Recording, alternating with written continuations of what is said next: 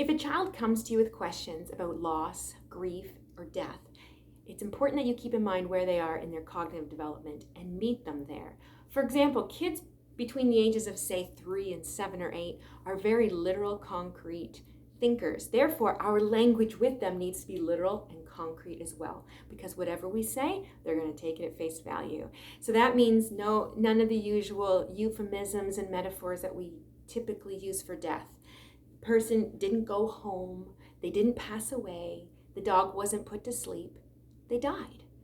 So, because what happens, for example, with the dog being put to sleep, if you say that to a child, they're gonna like, well, why didn't Fluffy come home just because she had a nap? And I'm being put to sleep tonight when Mom puts me to bed. Am I not going to wake up? So if we just normalize it, then they also are given freedom to talk about it with us. Because if something is unmentionable, it means I can't get the answers. And if I can't get the answers, it's going to cause anxiety. The other thing too is if a child asks you a question, it means they're ready for the answer. But there's a few things to keep in mind. Number one, we want to give them as much information as necessary to satisfy their curiosity, but no more. And also, when they ask a question, a great way to start the conversation of the answer is ask them what they think. Because then you'll get some insight into the kind of information they're actually after. For example, if a child comes to you and says, "What happens when I die?" Are they after information about their body, about their soul, about relationships? So if you say, "What do you think happens?" and they go, "I think I go to heaven," then you know that they're after more of a spiritual, existential answer than about the body rotting or about, "Are you still my mom?"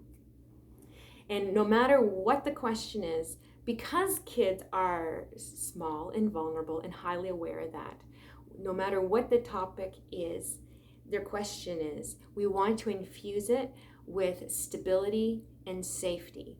And so you can let them know, even if Mom and Dad die, Auntie and Uncle are going to take care of you. We already have plans for you. And same with death.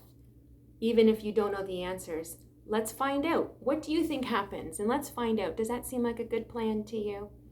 Always be there to give them the information. If it feels uncomfortable for you, there are plenty of books out there that you can read together with your child about the dying. And you can use things like roadkill, even as a teaching moment to say, "Oh, look, the body doesn't work anymore.